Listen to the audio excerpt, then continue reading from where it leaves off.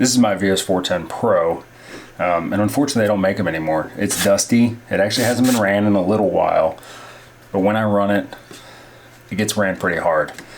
It gets beat on pretty good. It's been very, very reliable.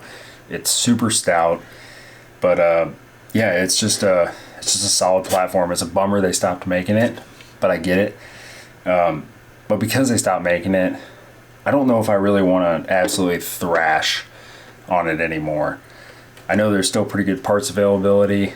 Probably will be for a while, but was looking for a new project and looking for a new, just dead nuts reliable trail truck, crawler, kind of trail basher sort of thing.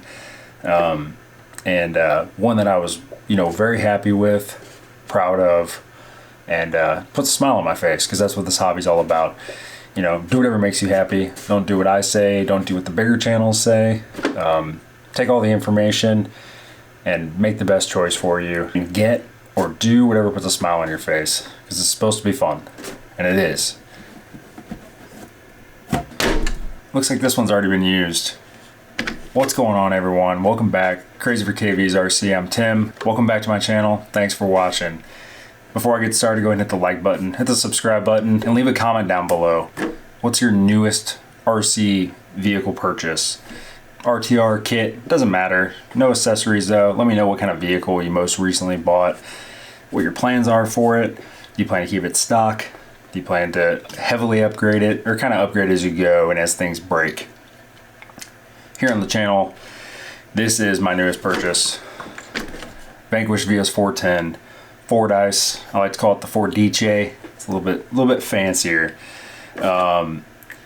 This was a vehicle that honestly originally I didn't really get. I didn't really understand it a whole lot. Kind of similar to the Phoenix in body style, but it grew on me quite a bit. I really ended up liking that Jeep style front grille while still having that solid VS4-10 platform underneath. So this is not my first look at the truck. I did unbox it a couple of days ago, kind of checked it out. No major surprises. I've watched lots of videos, had my eye on one for a little while, but the truck's solid. Like I said, kind of knew what I was getting into, did my homework, did my research, and picked it up. Unfortunately, I just missed a sale. Kind of a bummer, but not too bad of a price, all things considered, for what you get. But this truck's been out for a little while. I really don't think there's a point in doing an unboxing and talk about exactly what it has. I actually had it out a couple of days ago by the time you're seeing this, and yeah, it was an awesome experience. Drove very similar to a Phoenix. Biggest difference is I don't have any straight axle Phoenixes. I only have the portals, so it is you do tend to get hung up a little bit. Took it out to the lake. It was very, very windy, pretty cold. The water was pretty high, so I didn't do any filming or anything like that. But I'll show you guys a little bit of footage here of the conditions we were dealing with. It was like a Pacific Northwest coast or something. It was pretty cool. There's white caps on the lake, kind of splashing on the rocks and stuff. But I can actually give you, kind of my first impressions, what the truck is like now, and then we'll talk about the plans. Body styles that Vanquish makes right now. The trucks they're still producing. This is the only one I didn't have. I got Phoenix, I got a Pro, I got an Ultra. Didn't have a straight axle Phoenix like I said, but this was kind of perfect. It kind of bridged the gap. I didn't see a need for a straight axle truck with a Phoenix body on it. So I was happy to get this with the Fordyce body and the little bit different Fordyce components. So, okay, so let's just talk about basically what made this truck different enough that it interested me. Having, owned multiple Phoenixes, I've got multiple, trucks based on the Phoenix platform, axles, transmission, things like that. So one of the biggest things is the transmission. This is the same transmission that's in the VS4-10 Pro and the Ultra, which are unfortunately no longer being produced. It is more of an Ultra spec. It's got centered gears, plastic motor plate, things like that. The Pro had machine gears, aluminum motor plate, aluminum standoffs, things like that. But it's a lot simpler. It's a lot lighter. Comes with 6% overdrive to the front, It comes with a VR1 radio. The radio is actually really good. It's one of my favorite RTR radios I've ever used. Easy to drive one-handed. It's got a multiple model memory. I don't remember how many it is. I'll put it down below at the bottom of the screen. A great first radio. Kind of adds some of the things. It has a spot for a winch up here in a dual servo mount. Electronics, besides for the radio, they're okay. They'll get the job done. We got a 1040 ESC Hobby Wing, just rebranded. We got a Vanquish branded, brushed 35 turn. That's a 3-slot motor. Pretty smooth. You get decent crawlability out of it. Definitely don't get brushless type resolution like you'd get out of an FOC system in the Fusion or the Hobby Wing Axe or an Outrunner style motor with an AM32 ESC. There's a lot smoother stuff nowadays. It definitely costs a lot more, so that's the reason this is not in here. This RTR servo, I think it's right around 200 ounce inches.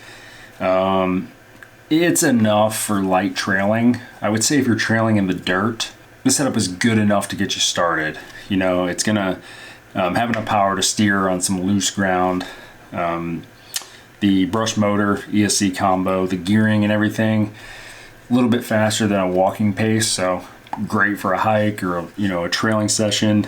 Unfortunately, the servo, you kind of get it bound down, get it in some tight spots against some high traction rock. It's not going to be there for you. It's going to kind of want to brown out the ESC, and you can't shimmy it at all. It's not fast enough. But as far as other things on the truck that do interest me, these S8E shocks, they're already on the Phoenix. They're not any different, but I do like them.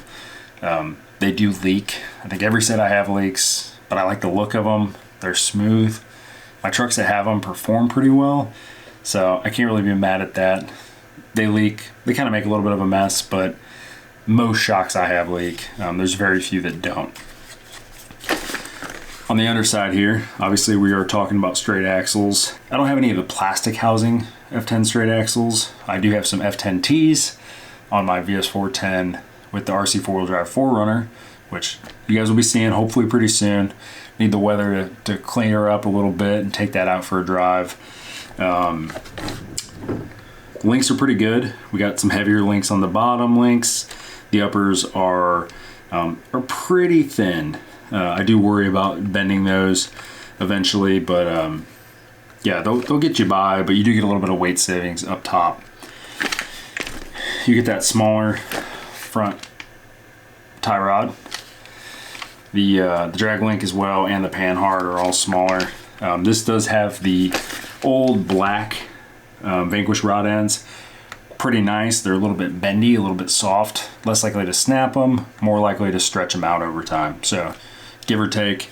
The VRD comes with the gray ones, which are their heavy duty ones, and probably not going to stretch those out, but probably will just snap them. One of my favorite things that's included in this truck is these Falcon Wild Peak MT tires. These are 4.65. All of their RTRs need to come with these. I know the Phoenix kits are coming back out. They need to include these tires. They're way better than the VXTs. They're the same size as the original VXTs. And this Riot KMC plastic beadlock wheel is a fantastic RTR wheel. It's one of the best. They use coarse thread screws on the back, like they all should. Not all of them do. So you can unmount these, swap the foams out if you want, use them for other projects, do some tire testing, things like that. Really nice, wheel with also a really, really high traction, nice soft tire. The foams in here are not great. They're very, very stiff. They're way too stiff for what I like, especially up front. The rear, you could probably get by, but I do still like more of a closed cell inner, open cell outer, a much softer outer. And with that transmission, you just get a much simpler setup. It's obviously lighter because there's less gears. You're also losing the weight of, if you have a VFD twin that comes in the Phoenix, you need to run 2 extra servos, whether you buy some adapters for run micro servos, or you run some pretty lightweight, low profile servos, or full-size servos. Either way, you're adding sprung weight fairly high in the chassis. You're increasing your center of gravity. So I like that with that simpler transmission, you do get, you get the omission of these two servos.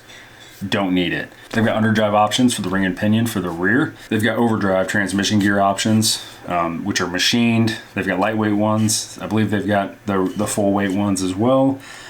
None of those are a cheap upgrade by any means, but you do get the added strength and you get 21% overdrive with that. Obviously, we get this newer body too. They use the same injection molded bed with these bed sides that are paint matched. I like that they include the bed sides on the Fordyce. They didn't include those on the Phoenix. Really like the front grille. Same exact bumpers as you see on the Phoenix. But other than that, the truck is kind of as expected for me. And if anyone is questioning, the waterproofness of this truck, I tested it. Do as I say, not as I do. I don't think anything's advertised as being waterproof. The receiver is not in a box, nothing like that. But this thing was fully submerged, and it came out and it works just fine. I got it home. I got a fan on it, turned it upside down, kind of let things drip out, let it dry out. The only reason I was comfortable doing that is because A, I knew it really wouldn't hurt the things that I care about on the truck. Also, because you're going to see here in a minute when I show you the parts that I have planned for this truck, most of the truck's going to be gone through. So I can get things dried out, get things re-greased, and I'm really not too worried about it. If you're going to do what I did, you need to do some maintenance on your truck. Get it out, grease the bearings, check them, maybe replace them after a while. Definitely get your electronics dry. If you're going to be running in the water, in the mud, I really do recommend at least getting a cheap radio box for your truck. The Traxxas one, say what you want about the brand, they are pretty watertight. I've submarined trucks multiple times and I've never had an issue. I've lost signal due to the being underwater multiple times. Truck comes up, works just fine, so it's an option. You could probably 3D print one as well, but I would really try to either conformal coat that radio or put it in a box, or both, if you really want to kind of make sure you're good to go. But let's set the truck aside. I'm going to show you what I got for this. This is not me telling you that this is what this truck needs to be fun, or this is what you need to do, or these are necessarily just all the best upgrades.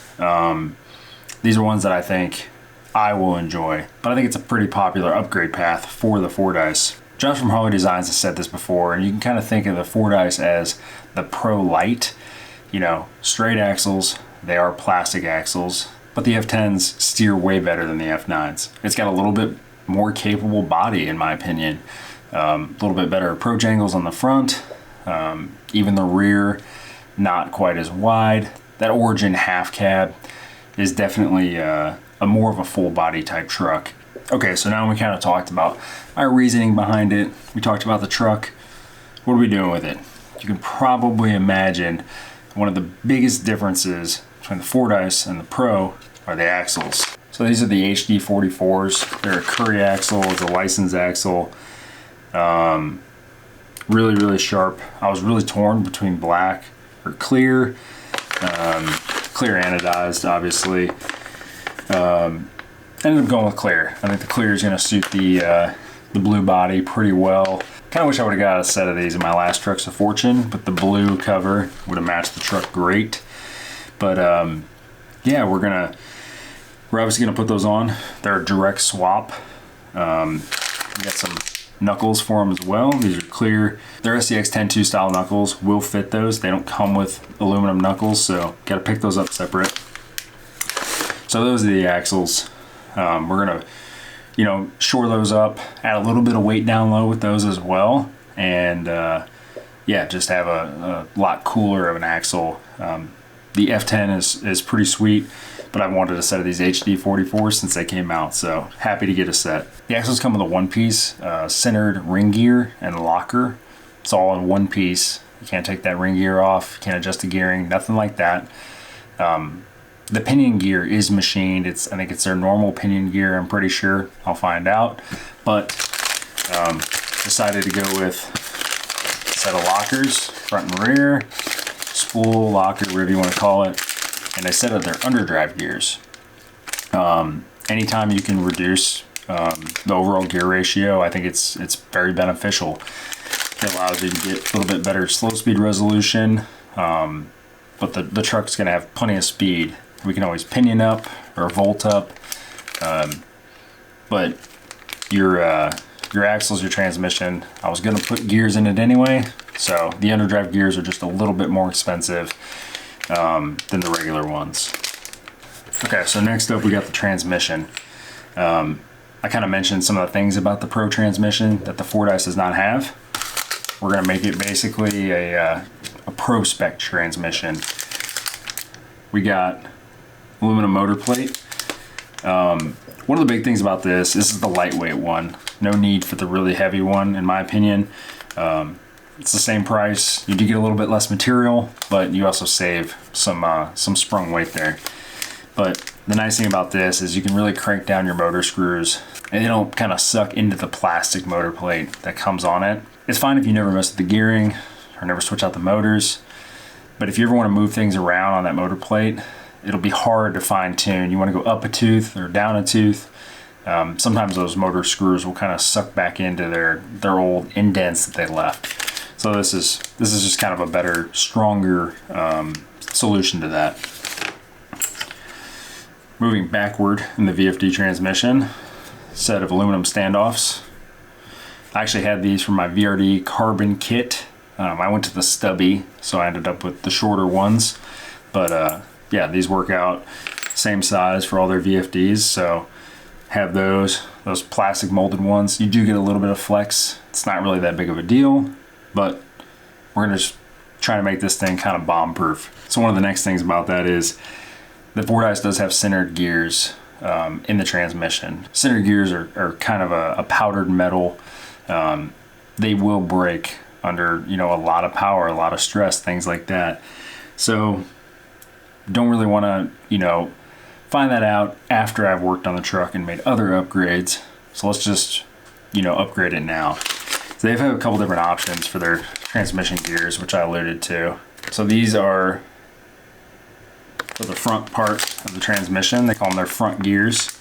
They're the lightweight ones. You do save a ton of weight with these lightweight gears. They're still machined. They're still gonna be plenty, strong, way stronger than those centered gears, but you're also saving some weight, again, in that transmission, up high, just kind of increase the performance of the truck overall. To go along with that, the transfer case gears, these are the lightweight transfer case gears. These give you 21% overdrive. I'm gonna have all the links for all these parts down in the comments below. If you guys are interested. I have no affiliation to Vanquish. They just seem like the manufacturer that made the most sense for these upgrades, and I think they're the only ones that make some of this stuff. So moving out from that transmission, showed you guys some of those upgrades there. The Fordyce, all of their RTRs come with plastic drive shafts on them. Their plastic drive shafts are actually really strong. I've comped with them quite a few times. I ran quite a few trail trucks with them, really beat on them. Big 2700 4S power, bound them down. Never had any issues. I know they will break. I'm not saying they're indestructible, but yeah, we want to make sure that we're as bomb proof as possible. So gonna put some Incision stainless drive shafts on here. Had these in the parts bin, and yeah, gotta take advantage of them. Make sure that the drive line in this truck is really solid. Okay, who here thinks I'm gonna do all of that and put the RTR electronics back in there? You're 100% right. No way. So I actually have this Three Brothers RC G13 Pro. This is a really good servo, especially for the money. It's direct power. So Three Brothers RC, the G13 Pro, rated at 850 ounce inches at 4S, 1010 on 5S, which I definitely don't have any 5S batteries. But 850 for $100 is a pretty good deal. It's really hard to beat. You can spend 125, 130, get into the NSD RC, RS800, the RS700, the low profile. Those are over 1,000 on 4S, but you're spending a little bit more money. Part of the reasoning behind this project is I had a lot of this stuff already. That's one reason I'm not encouraging anybody to try to match this build list. It's going to be very expensive if you put it all together. These axles, these Vanquish parts that you just saw, most of those I bought for this, and it was not cheap. I bought the truck, not a cheap truck. But I had things in my parts bin. I've been trying to clear things out and sell them. And some of the nicer stuff I wanted to hang on to. This is an unused G13 Pro. I kind of had it set aside for a different project, but I haven't got to it yet. And I probably won't for a little while. So we'll get another servo when that comes around. For motor and ESC, we hit the parts bin again. We got a Castle Copperhead. This is a 4S capable ESC. This one's used. I've coiled up all the wires. I need to cut the power wire off of it. This has a XT90, so I'll cut that off. I'll put some XT60s on there, wire in a JST, which I'll need to do anyway, so that works out. For motor, I actually have a really good motor I had kind of just laying around not getting used. This is a Holmes Hobbies 10 shooter 2700. So this is a 10 pole censored brushless motor. Really smooth, really stout. It's not going to be as smooth as an Outrunner, a Fusion Pro, down low, but you get a ton of power and a little bit more, smooth startup than your Polar Pro. This is kind of a happy medium between full-size Outrunner smoothness and the punch that you get with like a Polar Pro, which I really do like, and more of a trail truck than a comp crawler or something. But not a cheap motor. Again, something I had laying around. We got a sensor wire for it as well. So pretty much the last thing that's going to go into this, wheels and tires. I have quite a few wheels in my wheels bin, and was going through it trying to decide what to sell, and had my eyes on this project and kind of thinking about it, and kind of forgot about these.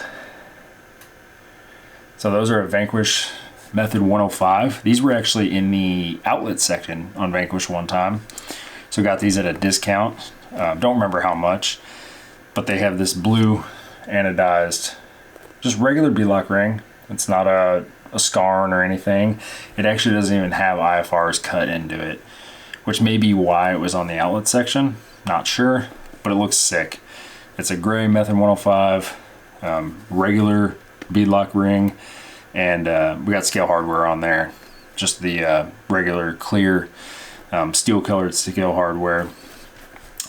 Also got some brake weights. Those would be the front wheels, and I got them wrapped in brand new Geolanders, licensed Vanquish tire, still in that sticky red compound.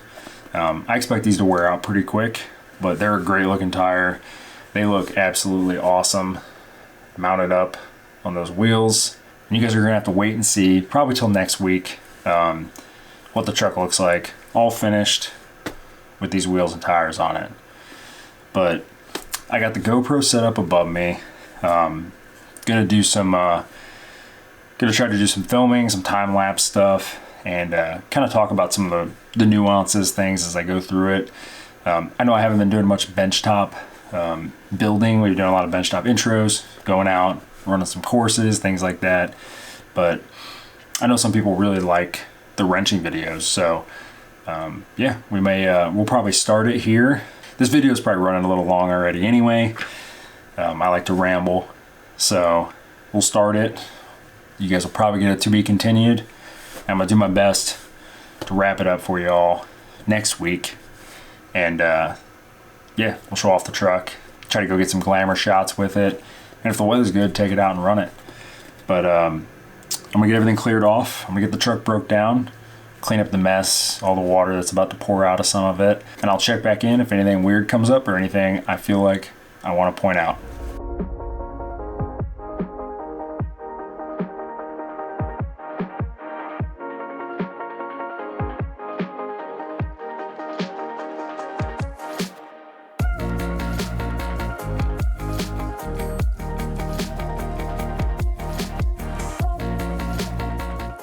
Interrupting the teardown, meant to mention earlier, I did not order any links. These bottom links are actually probably fine. They're plenty strong, plenty thick. I don't think I'm gonna have any issues with those. These upper links though, as well as the panhard, the drag link, the tie rod, I would like to upgrade. Go to a little bit more, you know, beefier. I don't want to be bending them. This truck's gonna see a fair bit of abuse. So, but I got my link box here. I'm gonna spare you the sound of me rifling through it. I'll set it here. I'm just gonna try to see if I can find some upper links for the rear, then replace that panhard tie rod drag link. So for the front, I'm definitely gonna try to find replacements, but if I can, I would like to push the wheelbase out on this just a little bit. We're also gonna push this front bumper in. It is gonna make flipping that body up an absolute pain.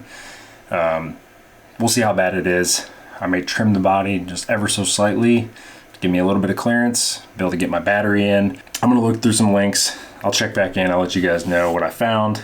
But yeah, just wanted to give you an update on how the teardown's going. We definitely got some stuff wet. The tires, I put them away already.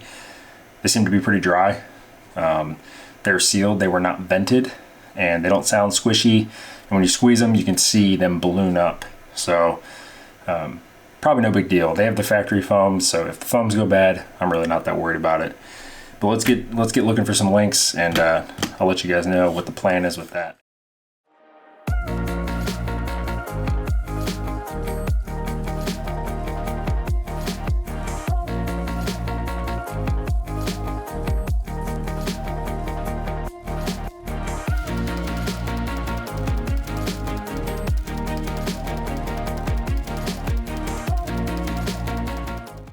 Okay, so we got our links somewhat figured.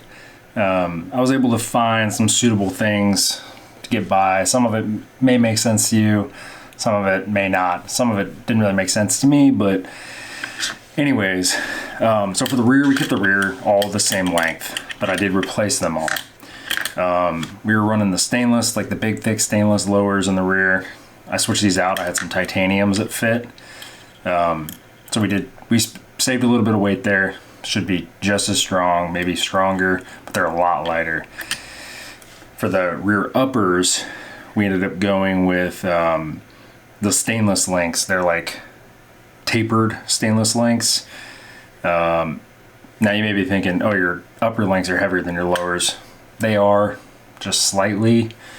If this was a comp truck, obviously that would not happen. Yeah, I'm not too worried about it, but we did get some added strength on those uppers because the stock uppers they're pretty small. I did try to bend them. You can bend them by hand, not super easily, but these are rock solid. Another thing I did do is these rear uppers. They normally do not have a captured lock nut on the back, but I ended up going from the 20 millimeter cap head to a 25 because I wasn't getting good bite on the plastic, so just replaced it. Ended up going to a 25, putting a lock nut on the back. I want this thing to be dead nuts reliable. I want it to be really, really dependable. So not something I don't want those screws to come out. You know, a lot of times I do carry a spare screw kit when I'm out, but don't really want to have to make repairs if I don't, because time making repairs is the time you're not driving and having fun. I like to work on RCs here. I don't really like to work on them on the tailgate of my truck. Anyways, for the front, we left these big thick boys, and I just went to some Traxxas rod ends for the front here. So these front lowers, I ended up leaving the link in there. I did throw Traxxas rod ends on it. I think they might be a little too long. I'm also worried about clearance. The rod end's a little bit thicker. There's a little more material on the end here, kind of around the pivot ball. But we're gonna try it out. We're gonna see what the geometry looks like. Definitely gonna have some pretty serious caster angle, which I actually do like. We did go a little bit longer on the upper, so that will help. I can always thread that out a little bit, but if I need to order links for these two, not too big of a deal. I'm not too worried about that. Unfortunately for the panhard and the drag link, I didn't really have anything that worked. So I'm gonna order up these eye to eye are basically right at like 97 millimeters. And they've got some threads exposed, like they weren't quite the right length, which kind of bothers me a little bit. So I'm gonna order some 82 mil end to end, then you gain 15 mil by adding rod ends. So that'll put us right at 97. The drag link's like a millimeter over, but it'll be okay. You can always adjust your trim on your servo. I'm not too worried about it. I don't think it's gonna affect anything 1 millimeter. And the track says titanium links come in pairs. So I'm gonna hit the time lapse again. I'm gonna keep plugging away. I'm probably gonna get the axles built. That's gonna wrap it up for your guys' video here today. Make sure you subscribe. Check in next week. Hit the notification bell so you kind of see what the end of the project looks like. You could probably guess what it's going to look like. I didn't, really keep any secrets from you, but to see what the truck's going to look like with the wheels, tires, a little bit stretched wheelbase. Just kind of finish out the package. Pretty excited. Any screws or anything like that I think are a little too short or maybe a little too long. I'm gonna fix those up too. While you're in here tearing stuff down, might as well do it right. But anyways, thanks for watching, guys. You're gonna see a time lapse of the axles getting built. I'll see you next time. Thanks.